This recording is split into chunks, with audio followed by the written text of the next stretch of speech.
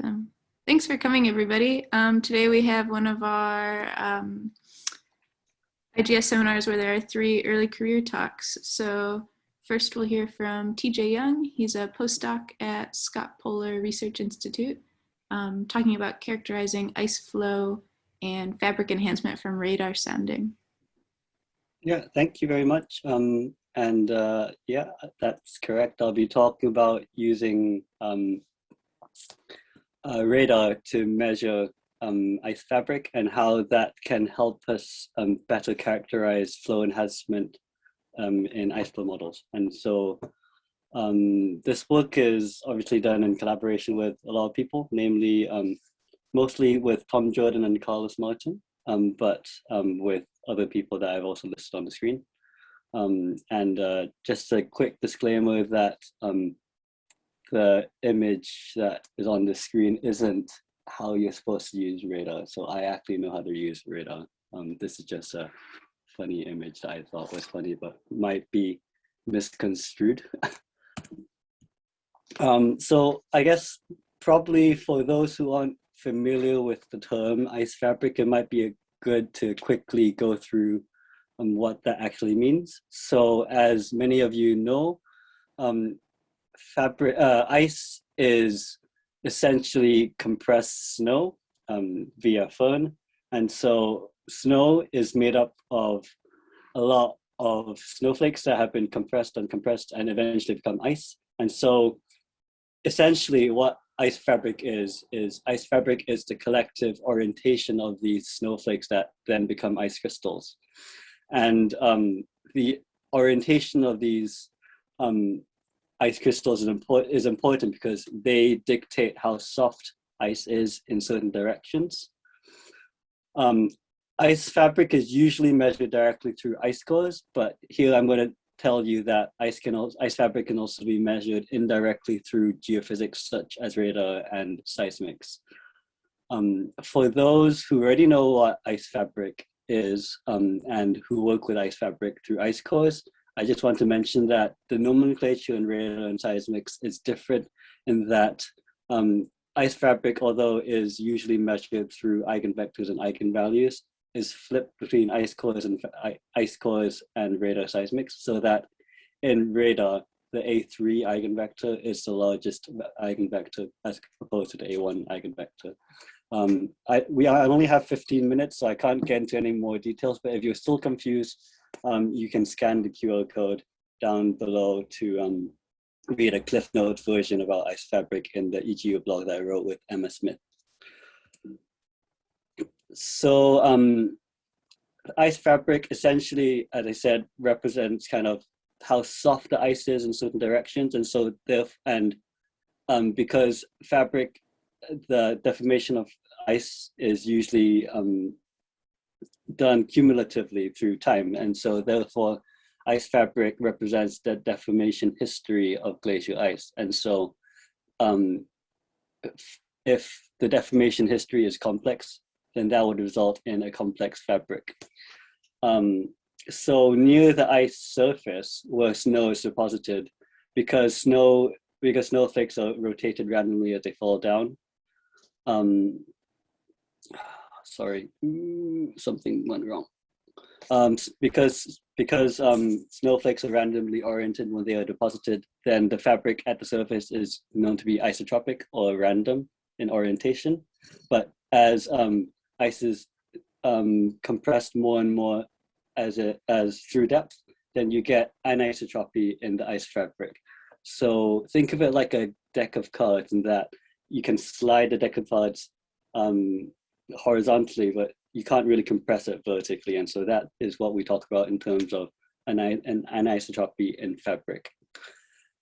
It's important to note that fabric anisotropy is represented in most flow laws as a constant enhancement parameter. For example, the n equals 3 example in Glenn's flow law. But recent studies have shown that n may or may not equal 3 in different flow regimes, such as near shear margins or near the bed of ice sheets.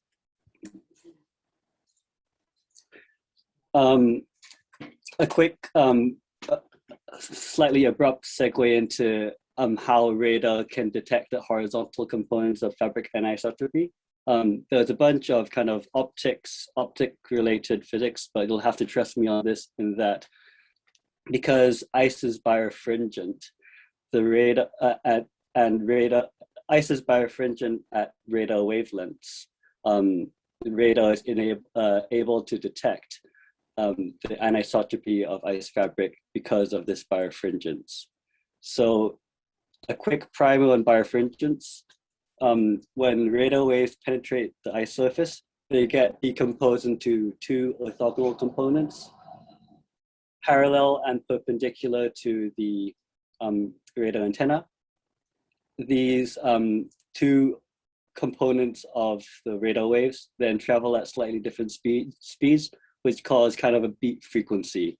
And the strength of this beat frequency is proportional with the frequency and frequency of the radar waves. So if we want to model this in using kind of, if we look at it in terms of depth and azimuth relative to the antenna orientation, then you can see that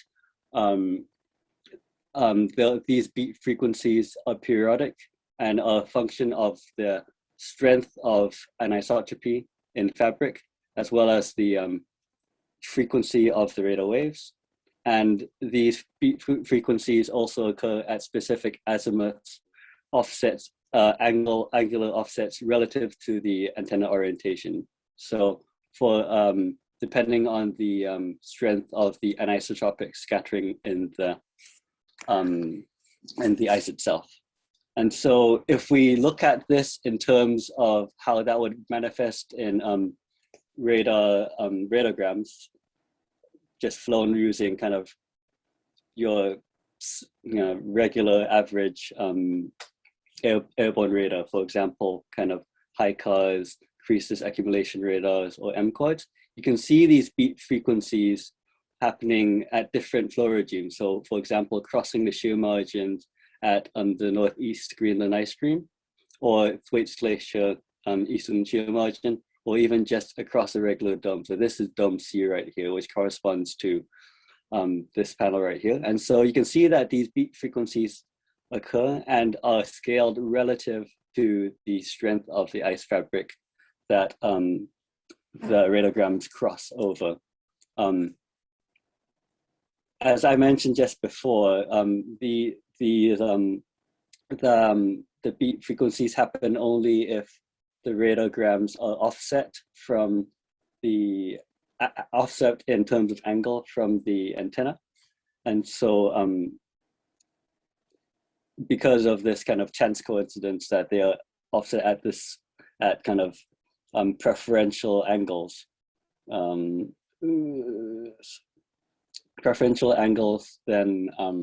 you can see these beat frequencies occur. And so if we want to quantify these beat frequencies using kind of models that recreate and predict the fabric in terms of how these nodes were separated in the earlier model I showed you, then you can see that the fabric strength increases close to the shear margin right here, and then decreases in strength as it goes away, which shows that the fabric has evolved to enable enhanced flow enhancement through the horizontal shearing as it delineates stagnant ice from flowing ice. So this is an example from Thwaites Glacier Eastern Shear Margin that we just published in JGR. So you can look at that manuscript if you want more information. So this is an example just using regular kind of airborne radar, just standard off-the-shelf data sets. But if we wanted to really characterize ice fabric at kind of resolution similar to ice cores or similar to ice cores, then we can utilize techniques in radar polarimetry, where we can reconstruct the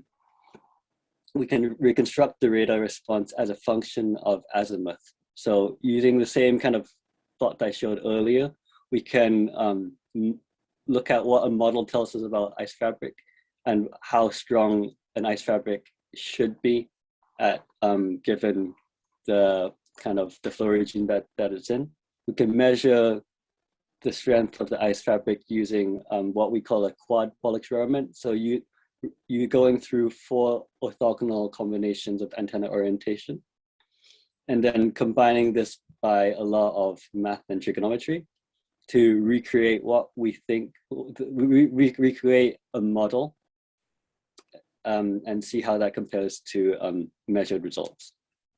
And so this is an example using data that using data from the waste divide ice core. So we modeled the predicted ice fabric strength as a function of azimuth, as what it would look like from polarimetric radar sounding by inputting the fabric strength found from the waste divide ice core.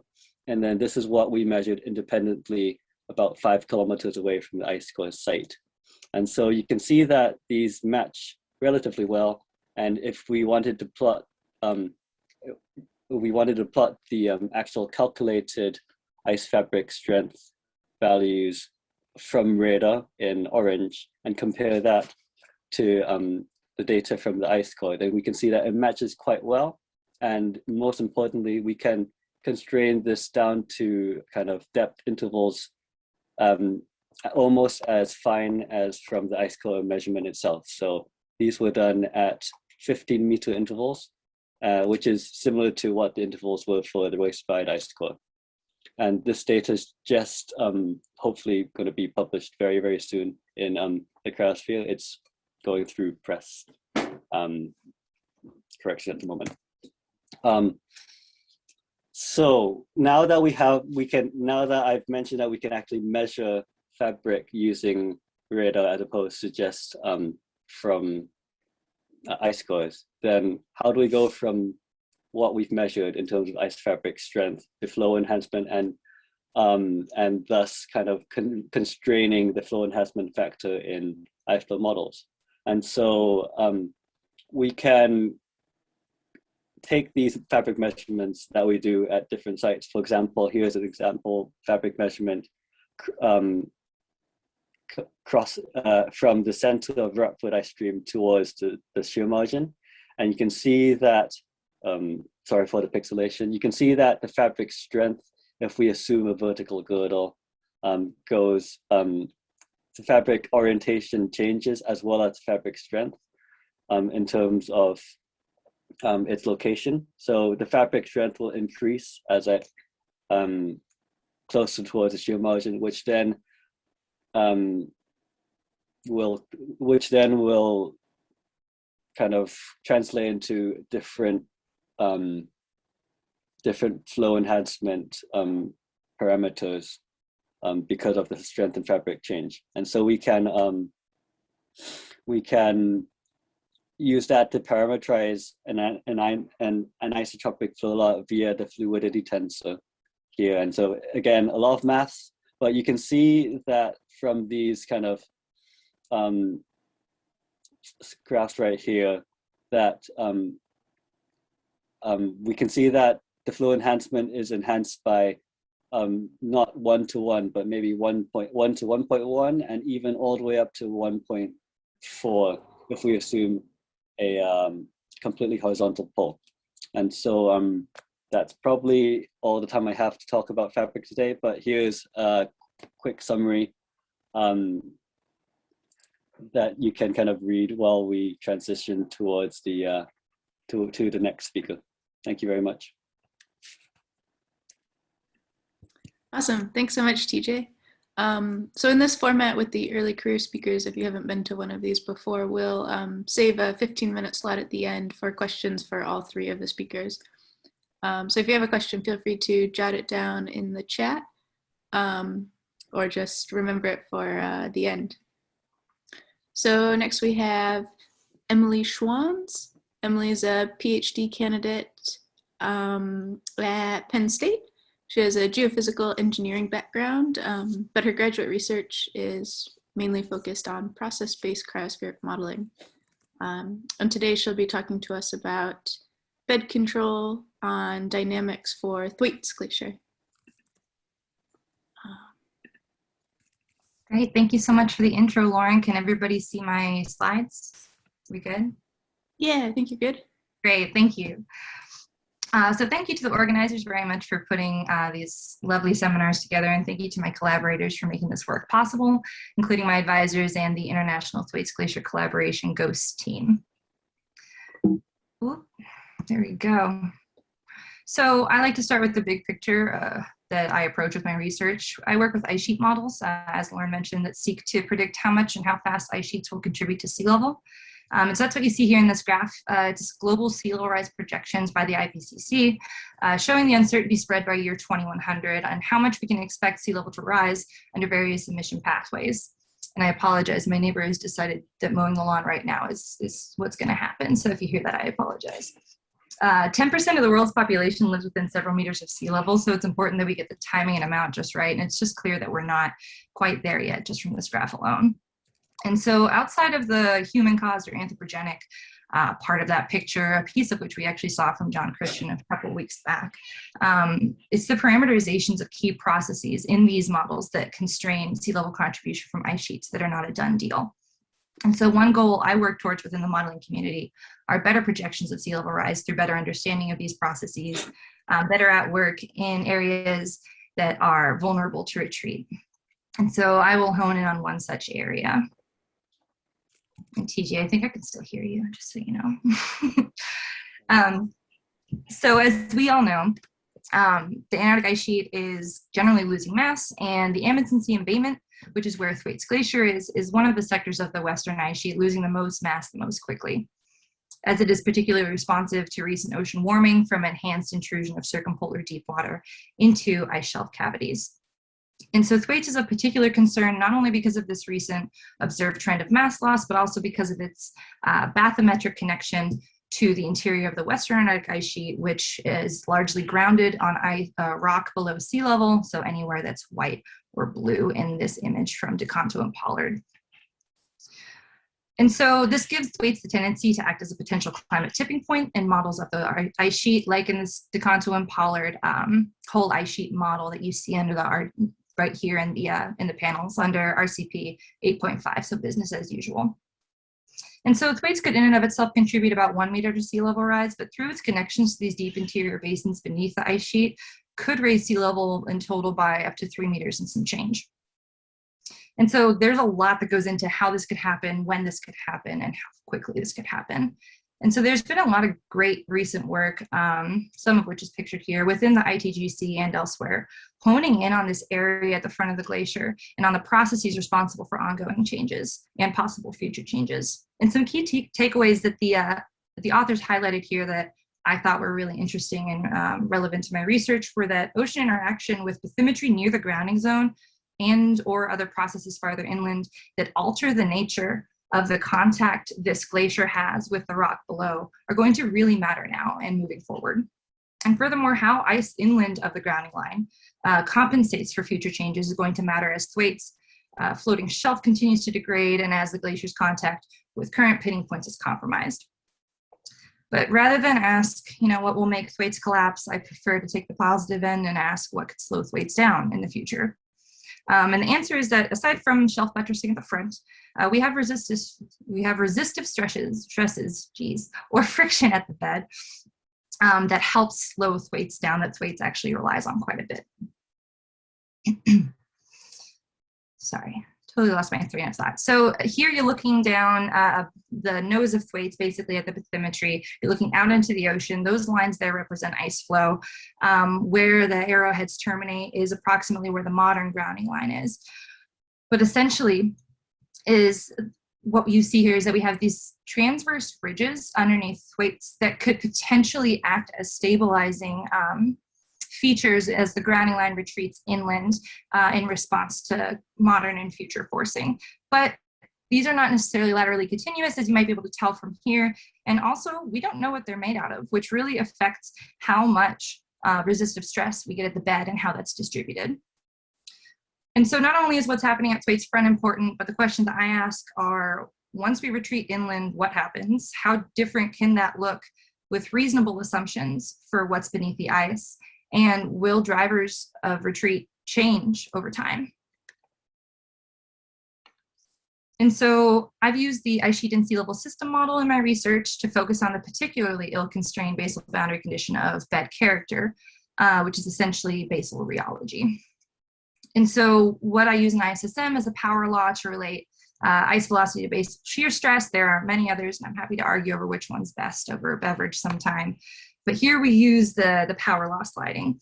And essentially what we do is we prescribe M, which is a exponent that describes the bed rheology. So with lower values of M, we have harder, more bedrock type bed that will keep stresses local, whereas with a softer bed and a higher M value, we are basically simulating a softer dilatant till type of material.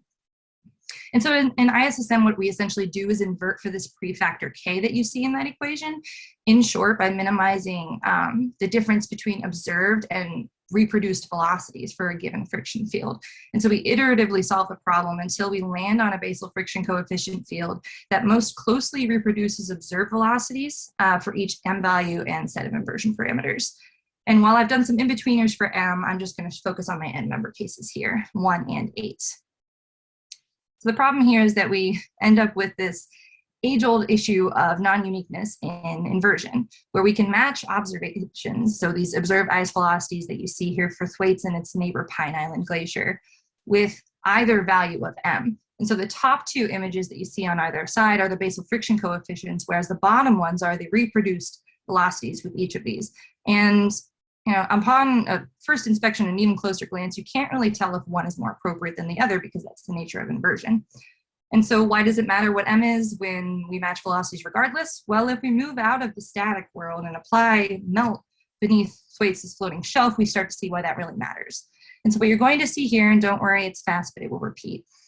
I'm going to see the evolution of driving stress over Thwaites, or tau D, which drives the flow of ice.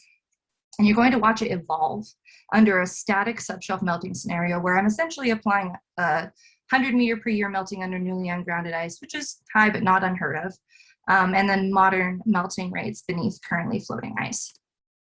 And so what you should begin to see here is that there are already differences in how each bed causes Thwaites to behave under the exact same climate forcing, and how that manifests in driving stress and surface height or thickness changes along its trunk, which is what you see there in that bottom transect graph. And so what I want you to notice is that on the left-hand side, if we are accounting more locally for changes in stresses with our more viscous bed, we thin near the coast, we increase surface slopes and therefore driving stresses, and end up moving the grounding line inland very quickly during the beginning of the simulation, which makes it more difficult for ice to interact with topographic highs and form these ephemeral pinning points throughout Thwaites' retreat. Now, if we instead, on the right-hand side, rapidly transfer stresses upstream with our more plastic bed, we don't experience as much local thinning and therefore can more easily touch down on these pinning points, resulting in relatively slower inland grounding line motion. But as you might notice from the bottom graph, we draw down the catchment in the process so that we are that much closer to flotation thickness by the time that our grounding line has reached a certain point in Thwaites' catchment. And what this means is that with further forcing, we essentially pop that right off. And so with M equals 8, we get the slower sustained retreat, but then it accelerates as the catchment has thinned so close to flotation. And so not only do we get differences in mass loss rates, which I'll show you a graph of in a couple of slides, but we get this different in onset of rapid inland grounding line motion on Thwaites. And that depends in part on this bed rheology. So fine, okay, you're convinced that the bed matters, but the bed isn't homogeneous. And we know that intuitively and also from data from the former from the current seafloor that was formerly beneath Thwaites, but we also have geophysical data collected on the glacier. This is a seismic survey that was done on upper Thwaites, where it shows an interpretation of acoustic impedance along a transect that's oriented along flow. So Thwaites is flowing from the right side of your screen to the left side of your screen here. And what you should notice here is that the results signal the spatial variability in this bed rheology. That is that softness, hardness, M equals 8, M equals 1, along the flow direction to where on the upstream side of bumps, we get this hard bedrock type material, whereas on the downstream side of bumps, what we see in data is this more soft dilating till. And so, great, there's a pattern, but this is just one line. Well, not true. We have another survey, and it seems to sort of show the exact same patterns. That's exciting. We can expect this along flow variability to persist throughout the catchment, but the problem is that we have this huge basin and only those two small boxes. So how do we actually extrapolate that in order to guide our inversion for that basal friction coefficient? Well, the cool thing is here is that we have this pattern of flow that's essentially superimposed on the 3D subglacial morphology that gives us that pattern and bed character, both of which we have in our model already. So what essentially I did, once it advances, is I calculated a directional slope where I took the slope of the bathymetry in the long flow or down flow direction, I suppose, and I assigned M with some tolerances. We're working with bigger bumps here rather than smaller ones, but scale is something that I need to look more into for sure. So this is just a proof of concept along that transect that you see in that map plane view, where we assign M equals 1 on the upstream and M equals 8 on the downstream. And it's not perfect, but it does a good job of reproducing our observed patterns. And with that, we produce a new friction field that we can run forward in time, applying that same subshelf melt, and then compare this to our results using each end member with that uniform bed rheology. And what's interesting to me here is that we're essentially confining grounding line motion that occurs on a prograde or more flat bed to that more like nearly plastic behavior, while any grounding line motion that we're getting across steep retrograde slopes will primarily occur across a linear viscously deforming material. And so we get some very interesting deviations in grounding line motion compared to end member cases. But rather than get into all that nuance, I'll just show you these time series for 500 years of forcing with 2 different static ocean forcing cases, that same one as before, where I apply 100 meters per year inland of the modern grounding line, and another one where I have a lower melting rate. And those are each represented by those colored envelopes, where the warmer one's the hotter ocean. And then we have our 3 different beds, our 2 end member cases for M equals 1 and M equals 8 for the dashed and solid lines respectively, and then our mixed case, which is the dashed dotted line. And so we can see that our results or our rates of mass loss that we see here mostly fall within the end member cases for each bed, with some more interesting behavior when the ocean melt is diminished. So this bed variability signature can be seen more when the ocean allows the glacier to more slowly adjust to smaller changes. And so we can see here that the degree of control that the bed has on mass loss rates for Thwaites is not independent of what the ocean is doing. And a mixed bed can produce behavior that falls outside of end member cases. You can see that around 375 years into that low ocean forcing scenario. And so you might be sitting here thinking, okay, Emily, this might seem cool to you, but these curves kind of still look the same to me.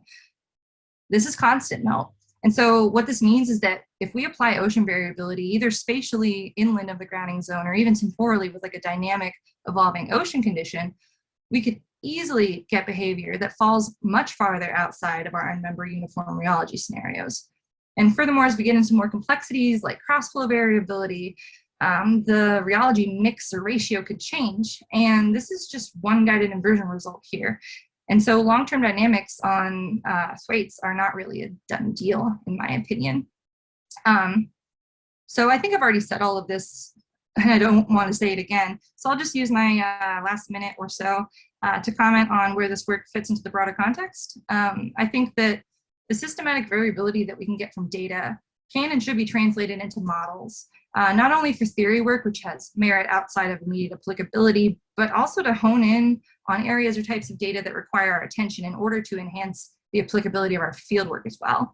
And so I think this is really cool that we are able to use models and data together so nicely, and I hope to see that moving forward, you know, as ITGC hopefully gets back on its feet in light of COVID.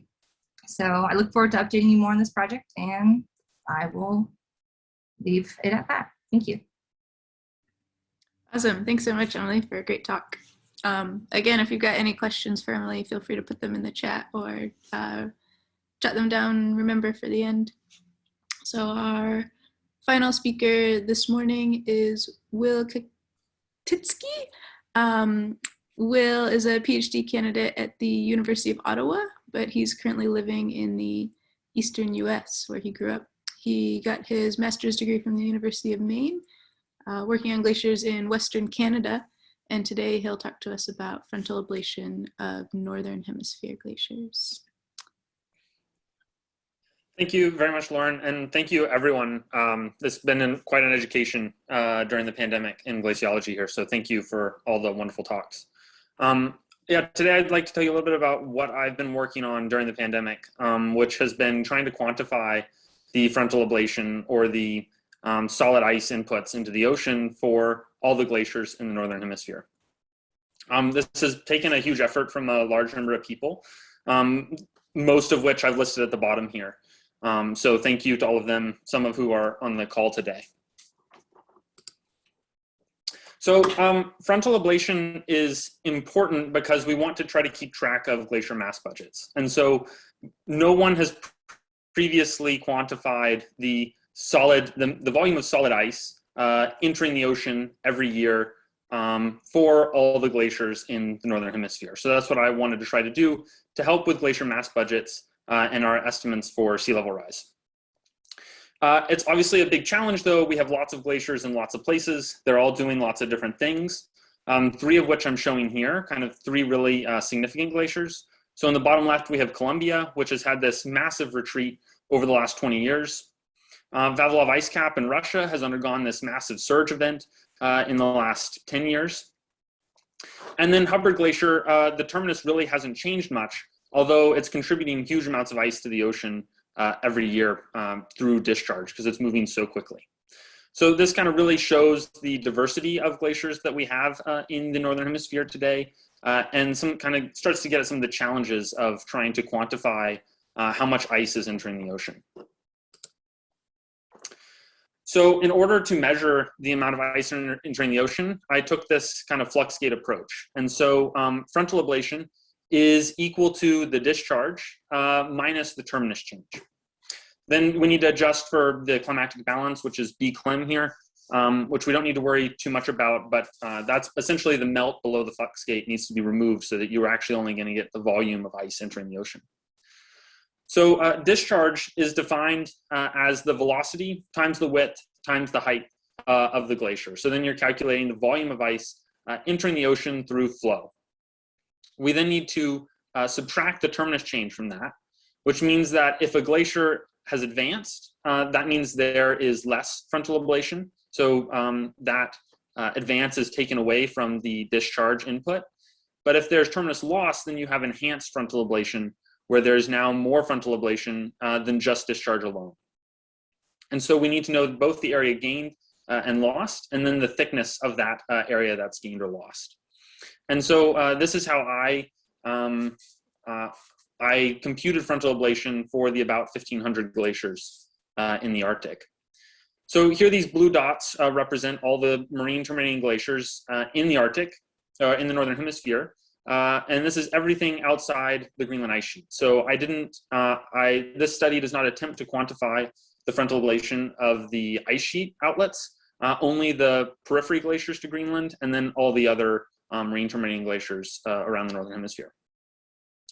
The data products are basically everything we could get our hands on. So I went through and manually drew flux gates across every one of these glaciers, and then pulled in primarily ItsLive for velocity data, as well as a couple other products.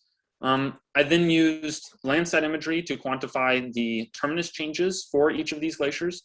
I digitized the terminus in 2000, 2010, and 2020. And then I brought in thickness data from Glothy-Daw, as well as other data sets and models to try to constrain the thickness across the flux gate for each of these glaciers, but also in the part of the terminus that was gained or lost. So kind of what that looks like for a glacier here. Here's just a sample glacier. This one happens to be on Novaya Zemlya in Russia. There is a terminus position in 2000. So that would be shown at this kind of outer line here.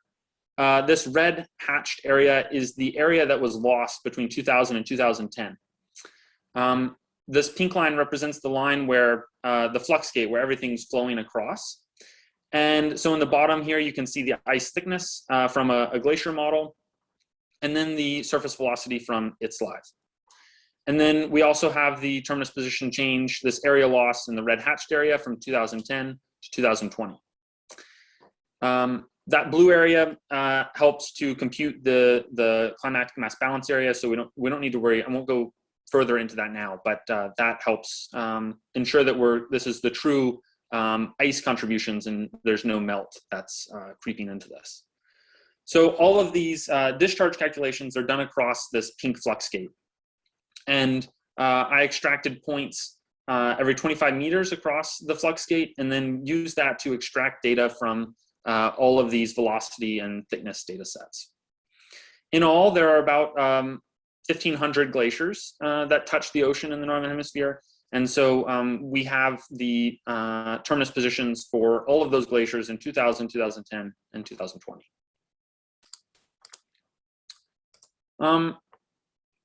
Of these about 1,500 glaciers, they contribute about 80 plus or minus 30 gigatons of frontal ablation to the ocean every year.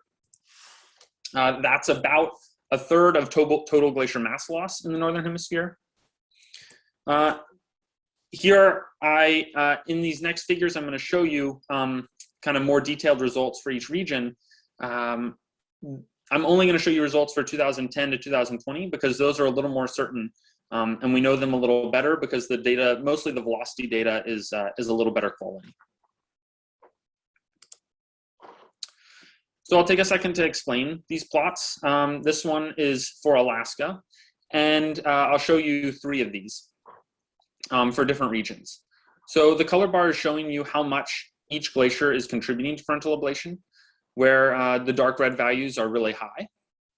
Where there's a gray triangle, it means that that glacier is negligibly contributing to frontal ablation. So it's less than 0.02 gigatons per year.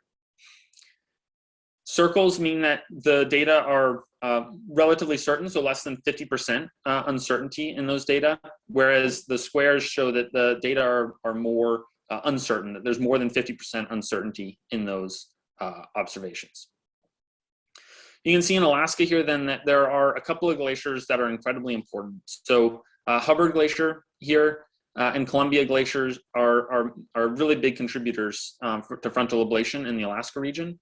There are a couple other notable ones, but these 2 are really driving the frontal ablation for Alaska. That's a total of about 12 gigatons per year in Alaska. So here's a similar figure, but for Svalbard now. In Svalbard, you notice there are a lot of glaciers that are relatively small contributors on Spitsbergen, but on Ostfjorda, Basin 3 just had this massive blowout surge, and it's actually off the charts here. It's closer to 5 gigatons per year of contribution to frontal ablation over the last 10 years, which is making up about a quarter of all of Svalbard frontal ablation of about 20 gigatons per year.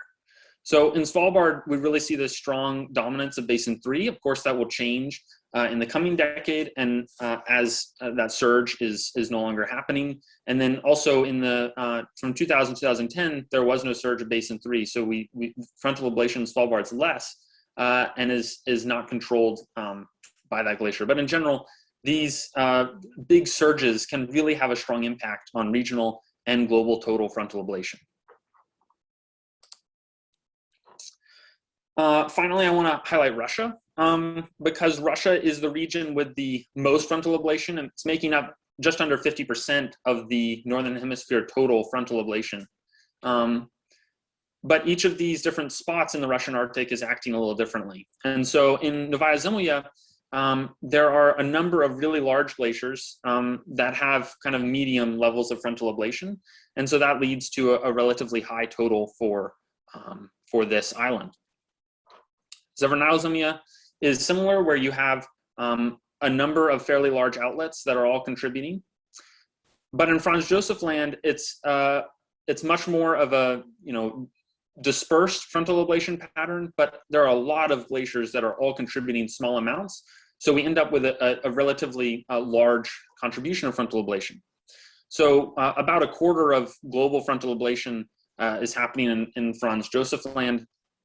I will say that some of the observations in Russia are the most uncertain that we have. So we really need better work here in the future to try to better constrain a lot of these observations in the Russian Arctic.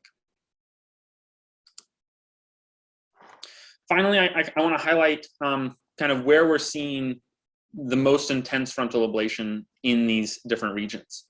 And so in this graph, places that are dark blue is where there's the most frontal ablation within 50 kilometers of those pixels. So for example, in Franz Josef Land here, kind of in the middle of these islands, there is 5 gigatons per year of frontal ablation happening within 50 kilometers of each of these pixels. So this allows us to kind of see spatial patterns and where we have these really large concentrations of frontal ablation across these different regions of the Northern Hemisphere. You'll notice, like I highlighted earlier, Hubbard and Columbia glaciers are these massive hotspots in Alaska. On Ellesmere Island, it's really Trinity Wickham and the glaciers right around there that are contributing really large amounts of frontal ablation. In Greenland, we have the most in northern Greenland, particularly around Thwaites Glacier in northeast Greenland. The really large ice cap is contributing quite a bit. Svalbard is really dominated by the surge of Basin 3 over the last decade. In Severnaya Zemlya, the massive breakup of the Matušević ice shelf was a really large contributor to frontal ablation. And in Novaya Zemlya, we see the north coast is contributing a little more than the south coast. In this figure, then, you can also see where all the glaciers are retreating or enhancing frontal ablation, and then advancing, and then detracting from frontal ablation. So, for example, in Franz Josef Land, we see almost all the glaciers are retreating, as well as most of the regions in the world. Almost all the glaciers are retreating, with a few exceptions, most of which have been surge events. In this figure, you can also then see the contributions of discharge and terminus change. And so discharge is in blue then, and terminus change is in red. And so you can see the relative contributions of each. So for example, in Alaska, discharge is making up almost all of the frontal ablation. There's very little terminus change that's happened to contribute to frontal ablation. This is the opposite in places like Arctic Canada North and Greenland, where we see terminus change is playing a larger role in frontal ablation than discharge. And this is really important for the future. As these glaciers continue to change, it's much easier to maintain a discharge, which is the flow coming from the glacier, rather than a really high terminus change output. Because once that ice is lost, that's already in the ocean, it's very hard to grow that back to lose it again. So these glaciers that have really high discharge contributions we're going to look to in the future as they continue. They're going to be the ones shaping the next decade of frontal ablation. With that, I'll stop there. Thank you very much. Great, thanks so much, Will, and thanks to Emily and TJ also. So if you have any questions for any of our speakers, I think what works easiest is maybe pop a comment in the chat, and then I can have you unmute yourself and ask. But actually, it looks like Matt has a question for Emily if you want to ask that. Yeah, hi Emily, thanks for a really fascinating talk. So you spatially vary the value of M based on the slope and direction of slope of the bedrock, and that kind of suggests that it's a result of cavitation. So have you tried modeling using basal sliding laws that specifically account for cavitation or change in basal effective pressure? Yeah, that's a great question, and thank you for asking it. We have tried that. Because constraining that value throughout the entire catchment would be fairly difficult, and we kind of wanted to isolate the effect of choice of M. We eliminated it after we eliminated the effective pressure dependency after we did a couple of simulations where it didn't seem to change the results that much, at least on the scale that we were looking at. But yeah, absolutely. So the whole like till draped on the front of bumps is clearly a process-based thing that's not currently represented in the model that I was using. Thanks.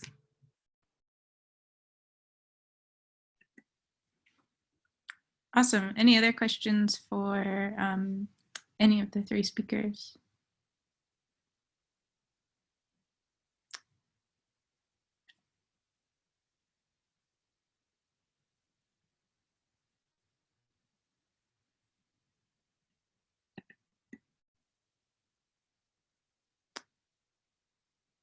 Yeah, Paco, if you want to unmute yourself and ask Will.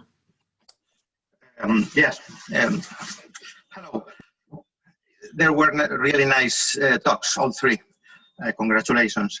I have a question for Will regarding the errors.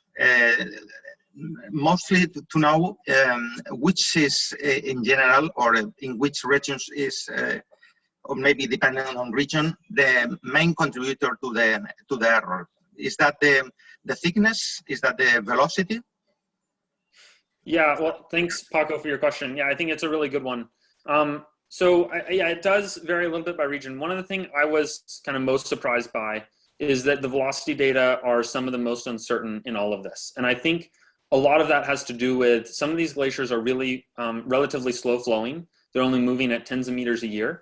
And a lot of them, for example, in the Russian Arctic are low-lying ice caps that are surrounded by sea ice lots of times, bad sun angles. So we're not getting, they're covered in snow. So we're not getting very good matching in the satellites to produce nice quality velocity maps from optical imagery especially. So I think certainly the Russian Arctic is one of the most data poor regions. So we need more thickness observations, but we also need better velocity observations. And I hope some of that could come from SAR data, and I'm kind of actively looking at trying to pull more of that in to improve estimates in those regions. In other places, you know, for Alaska, for example, I would say we have really good coverage. Those glaciers are relatively fast moving. They're outlet glaciers, so we can get good velocity results. A lot of them have been mapped with thickness data. Yeah, in the Canadian Arctic, there's quite a lot of thickness data. Greenland, though, there's really no thickness data at all anywhere around Greenland. So that's relatively poor. Yeah, so that gives you some flavor, but I would say, you know, we really need better velocity results. Hopefully some of that will come in its live update in a couple months. Others of it, you know, there are other velocity products out there that we need to get better. I need to get better at ingesting into this and getting more certain and lower errors in those data products. Okay, thank you. Great, thanks, Paco and Will.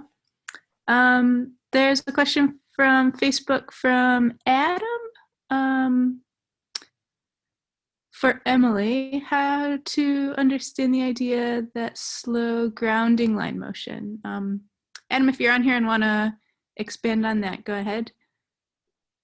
Yeah, I'll be honest, I'm not totally sure exactly what the question is asking. But essentially, because grounding line motion can continue in sort of a positive feedback loop in a situation that Thwaites is in, where it's sitting in like this big bowl that gets deeper and deeper inland, anything that essentially allows it to have like a high point that it can hang up on where it doesn't continually retreat into thicker and thicker ice, that is one thing that can slow grounding line motion.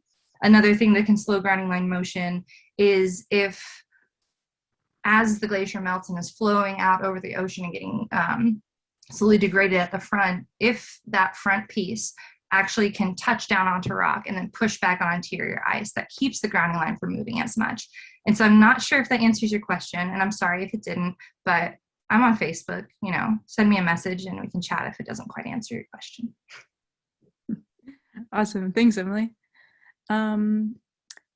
Are there any other speakers? It looked like Julian had a question for TJ, but that might have gotten answered in the chat. Is that all? If you've got any follow-ups, Julian, feel free to unmute yourself.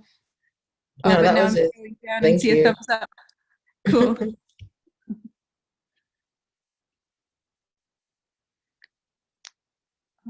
Neat. Maybe while anyone's thinking of any final questions, Tavi reminded us that there are no seminars now until the 15th of September. So we'll take a break for a few weeks. Yeah.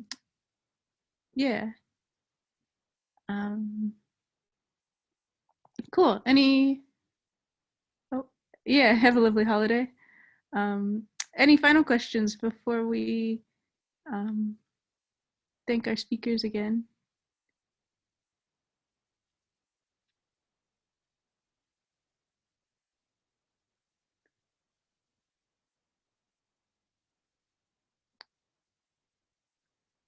No, cool. So if you do think of anything, I think everyone who was here was on Twitter and probably other places you could find them to reach out and talk about their work more.